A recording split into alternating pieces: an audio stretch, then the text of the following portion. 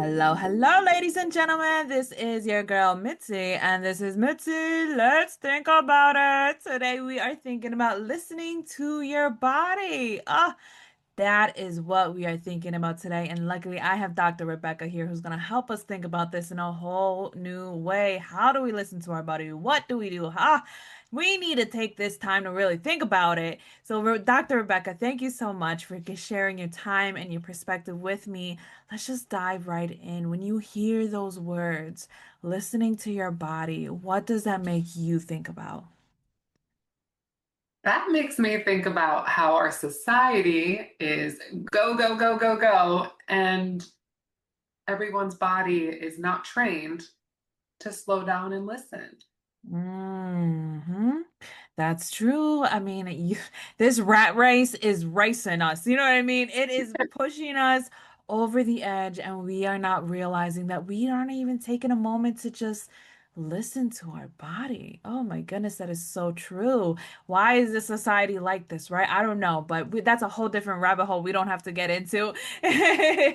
So, for you, when did you start listening to your body, and how did you recognize that your body was speaking to you? Ooh, when did I start? I would say that I was very disconnected from my body for a very long time. I didn't feel it was safe to really. No, I wouldn't say I didn't feel like it was safe. I just didn't know that it was such a powerful tool to listen to my body. I And mean, every message that I got from the outside world was you need to achieve, you need to succeed, you need to do everything outside of you and not listen to your body in order to be successful. exactly. Like, how many times did somebody tell you, oh, you need to stop thinking that far, or you need to stop focusing inwards and recognize the external amenities that are here to help serve you so that the inside you will finally understand. But it makes no sense that way. You know what I mean? It makes no sense for Not somebody logical. else to tell me how I should feel. Like, what do you mean I should feel this way? But I'm not. Something's wrong. Something's not happening. And I love that you were so honest and said, I didn't know. You know what I mean? It wasn't something that I was taught because so many of us are not taught to listen to our body. We're not taught to just take a second and be like, "What? Why is my elbow like this? Why is my back like this?" You know what I mean? It really makes it real for people to really consider. So, how do you suggest people to really start listening to their body? I would say that they need to take time alone, would be Yeah, number one, and slowly set yourself up in relationships that you feel safe with, and job circumstances that you feel safe. Because if you're in constant fight or flight mode, you're never going to really listen in a way where you like listening to your body. Because when we're in survival mode and in, I wouldn't even say toxic relationships, just in relationships that don't jive, people have different priorities. Our bodies won't feel safe around people that have other things going on that are not our priorities. Simple as that. So taking time to be alone and then feeling safe and showing up and not being afraid to say, this relationship doesn't serve me. This job doesn't serve me. I don't feel comfortable here. Right. But it's really knowing that contrast by being alone and figuring out this is my yes, this is my no. First off, that's the first listening to your body. This feels like a yes, this feels like a no. And yeah, then you can get into intuition, right? Oh, my heart just said I'm in love with him, right? Or yeah. my gut just dropped into my feet. I got so scared, right? And those deeper intuition, listening to your body, but just being by yourself and understanding what's a yes, what's a no, because everybody has a different experience in their body on what's their yes and what's their no. And then showing up in your world and acting upon what you feel Mm-hmm. slowly and surely and letting that relationship with your body build.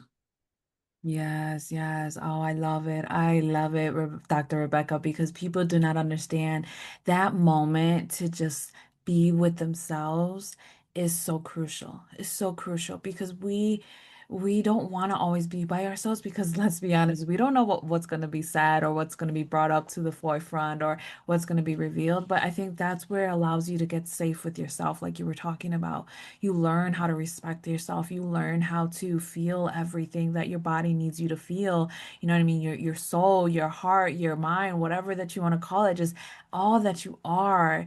I think just embodying it and listening to it, then you'll realize other things. You realize when food doesn't sit right with you. You know what I mean? Like I've gotten so well where I know where a place is selling old meat. You know what I mean? Like, this meat tastes old. Like, you know what I mean? Like, you get to so in tune where your body's telling you these things where it's like, something there must be like smoke in the air because I could feel it in my lungs. You know what I mean? Things like that Yeah. could be so small in that nature can still Mhm. have big impacts. And I think it's important to have that single season or just that a season of just being alone and truly listening to what you like and what you don't like because then you learn to love yourself and then you learn to love your body and then you really learn to start healing yourself in a whole new way. You know what I mean? So it's just like for you, how did you learn to heal your body? Ooh, how did I learn to heal my body? That's a great question. I The light bulb switched when I learned that my body was always healing itself all the time. Yes. Yes. And then I just got myself out of the way. Mm-hmm. It's the stress in our lives that blocks that healing ability. So if you think about it, when you get a paper cut, Mm-hmm. what is healing that paper cut? Is it the band aid, the ointment? Right. No, it's nothing Right. outside of you, right? It's your brain is sending a signal to your spleen, to every single organ in order to make a scab and for it to heal itself. But Hmm. if you're stressed out and thinking about, oh my gosh, this isn't going to heal and I'm going to bleed out, you're just slowing down that response, right? And Yeah, you're making decisions that aren't good. exactly. And then you're being more impulsive, or the intrusive thought starts coming in, and then you start believing those thoughts. And it's like you're not even allowing it to even try. You know what I mean? You're not even allowing it to even see what is going to come from this, you know? And it's like I read a quote once on one time um where it's like when somebody hurts us, it's kind of like a snake. It hurts it can put their poison in us, but instead of trying to remove the poison out of our body, we are finding that snake and asking why did you do this to me? Why did you put this poison in me? You know what I mean? And I've it's heard like that. Yeah. you had that or you heard that one. Yeah, and it's like, come Yeah. on, we have to really think about it in that essence because we are looking for these outsourced things that are externally outside of us, not realizing like we still have the power to just sit with us and think about it and reflect on it and allow it to marinate into something beautiful. You know what I mean? You could become a superhero out of it. You know what I mean? Or a villain, you know, whatever side that you're on. I'm not here to judge. You know, but I mean, but it just gives you the time to listen to your body and truly hear what it's trying to tell you. Because sometimes our body's like, I need rest. I need to just not do anything. I just need to not have no screen in front of me. My eyes hurt, my head hurts, oh, my body hurts. I just need a nap. You know what I mean? Like we need to know when to give into our body. But I have Mhm. to ask you, when how do you separate yourself from complacency, from just diving into every emotion or feeling that you're feeling without even considering discipline? Ooh, I love that question. It's so the only reason why someone would get really, really, really bogged down is if there's an accumulation of stressors and you can't um, see the contrast really between like where is stress and where is healing mode. Right? It's more of like you can't see your way out and getting lost in the sauce, really. So the body has this balance of rest, digest, heal, stress response. And I have to tell you that it's not bad to have a stress response. It's not bad to um, have a bunch of dread or fear or anxiety. It's only bad when the proportion of Mm-hmm. stress to healing, feel good energy. So that's the dichotomy in the body, is that both live in your body at all time. What are you paying attention to, right? And are you able to have space for both? I mean, that's the real question. Is like, where is our focus? It's like one of those seesaws. Is that what it is, right? Those things that teeter totter, and it's like we're gonna have those extremes, but we can also have balance. And it's just like Mhm. when we have those extreme moments, are you staying up there? Are you know what I mean? Are you staying in that extremity for a very long time? Are you allowing that fear to last longer than whatever amount of minutes or whatever that it needs to just be there to give you that warning? You know what I mean? Because our body gives us that warning of like, hey, danger, danger. Oh, hey, we like this. It's cool. Oh, it tickles. You know what I mean? We have those sensors, but it's like staying in those extremities doesn't allow us to actually move forward from it, learn from it. You know what I mean? Develop a characteristic from it, to develop an understanding, develop a warning sign. You know what I mean? We don't have a chart that tells us, oh, good, bad. You know what I mean? We don't have that little butler that's marking it off for us in our minds. I wish we did, because man, life would be a lot easier. You know what I mean? If that Yeah. was the case, but it's not. So I think knowing that is truly empowering. Go ahead. Every emotion would probably last a max of a minute or a minute and 30 seconds flat every time that you're experiencing it. And if it's triggered again, it's something that you're doing and you need to look at, Yeah, yeah, right? And it's a exactly. pattern you're meant to break. You're meant to go deep into the emotion and get lost in the sauce of emotion, and you're meant to feel, right? Yeah, But you're exactly. supposed to come back out. It's kind of like a fish or like a dolphin going into the water, then it comes back up again, goes back to the water, comes back up again.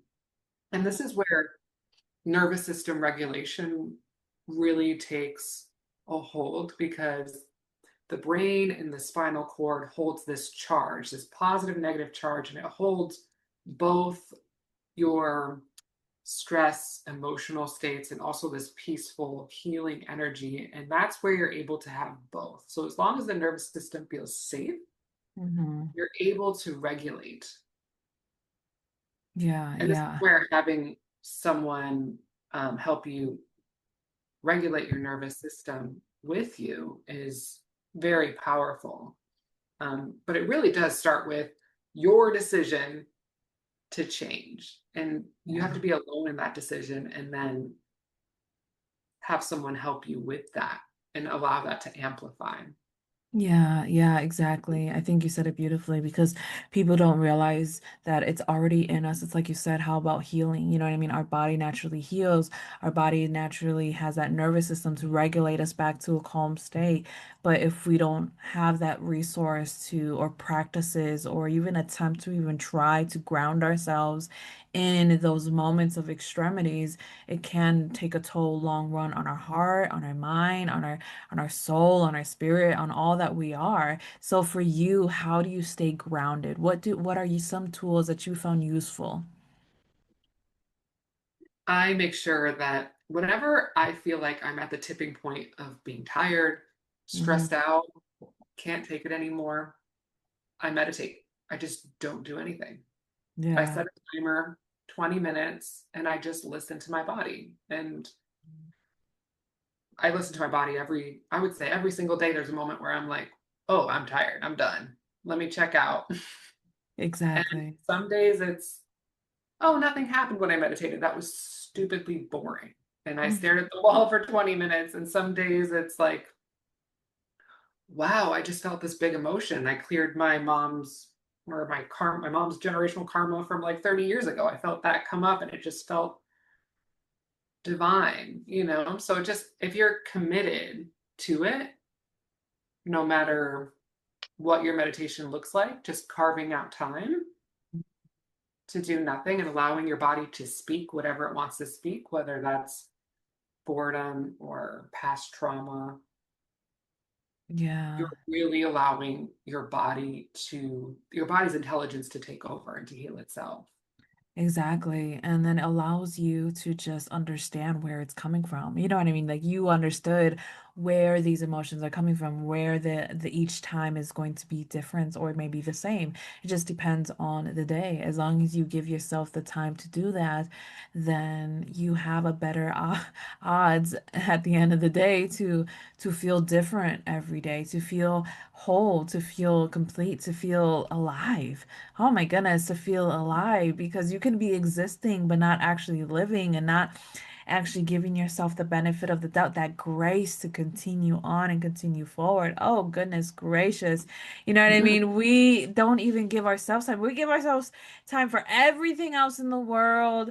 Give it to money, give it to kids, give it to anything that we have to do. Scrolling. Oh my Yeah. goodness, the list is like a scroll that can go on down the stairs. Boop, boop, boop. You know what I mean? Like it is never ending. Like everyone can just fill in the blank and what it is for you, but it's like do you give yourself that time? You know what I mean? And that's a real question that people have to ask themselves because they deserve it. You know, even if it's 5 minutes, like goodness gracious, Yeah. you can't just be waking up in the morning and whoo, sprinting out, ready to go and nonstop until you go to bed. Like, how do you even sleep at night? You know what I mean?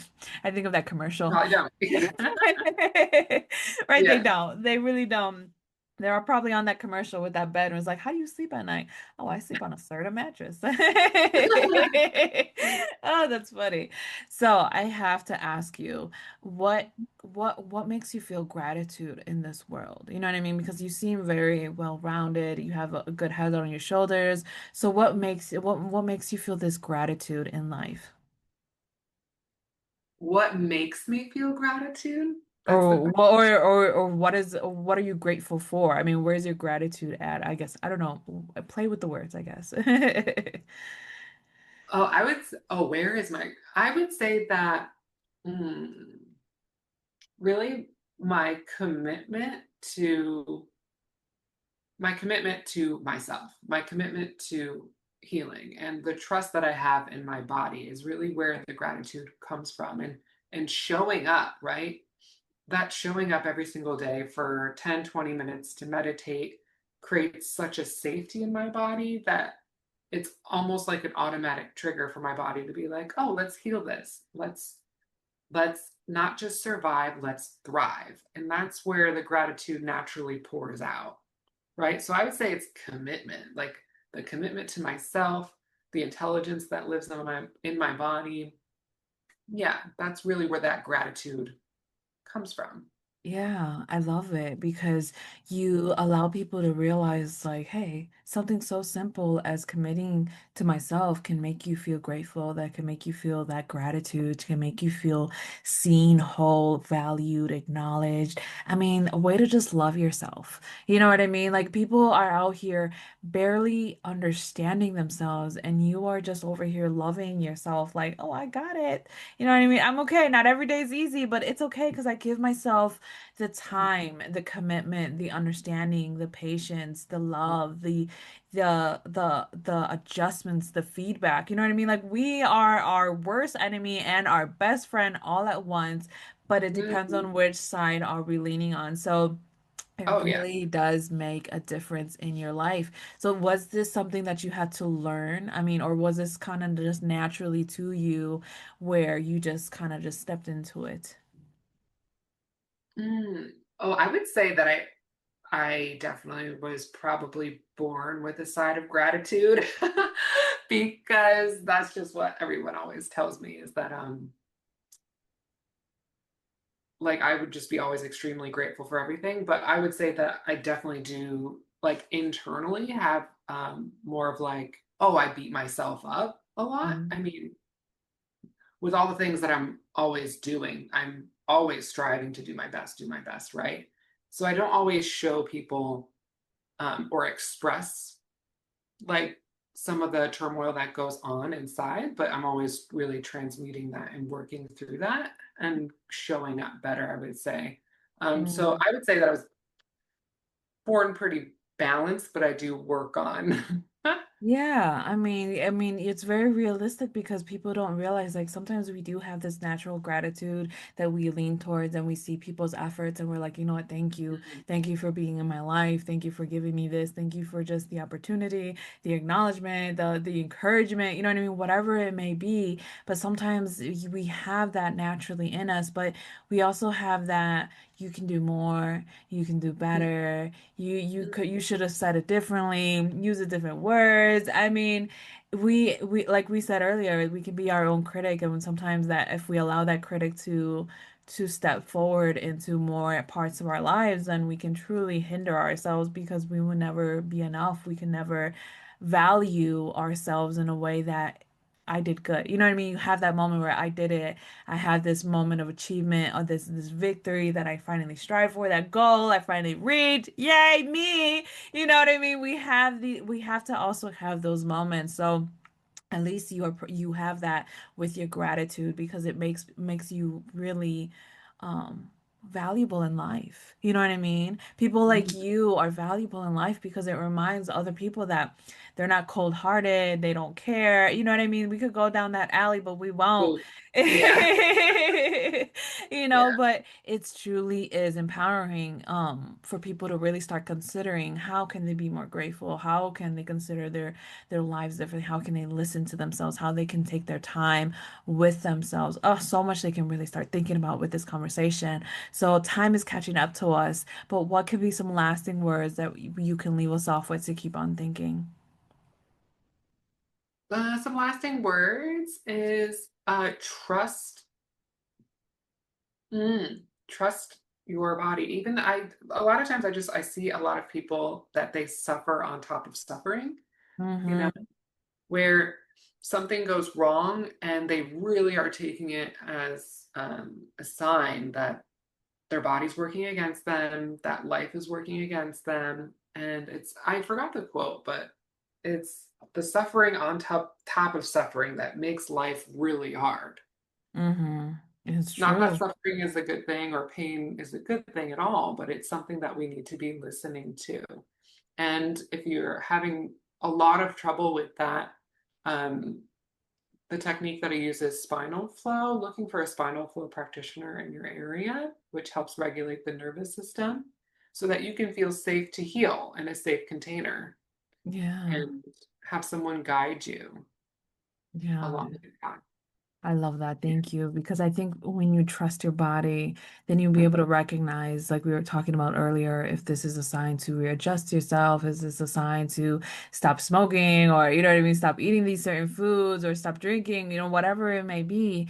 But to linger in this, oh, woe's me, pity me, the world is against me, I'm a victim, because whatever may have happened, I think that doesn't serve you in the long run. You know what I mean? Those insecurities, those fears that you feel, you have to confront them in a different outlook, in a different way, in a different angle. Because if you shift your perspective, you'll realize it's the situation may be different, but if you don't Mhm. allow yourself to see the situation as something else, then you're only hindering your growth, your evolvement, your maturity, because time will not heal all wounds unless you allow your perspective to shift along with the time. You know what I mean? That's the reason why somebody can be 80 years old and still act like he's 25. You know what I mean? That's the reason why Yeah. people do not grow up all the time because we get stuck in a stage and don't allow ourselves to see something for what it could be. You know what I mean? We get stuck and we have those blinders on. Oh, man, we can keep talking for hours, but it's a true thing that we have to consider. So everybody, if you enjoyed this conversation as much as I did, go check out Dr. Rebecca. I have access to her link that has access to her website, to access all the great content that she has all over the world.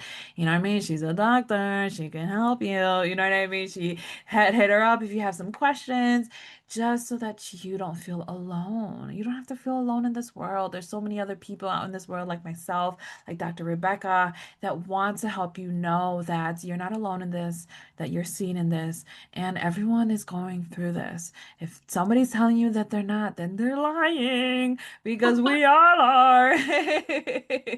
So, with that being said, always keep thinking. Bye.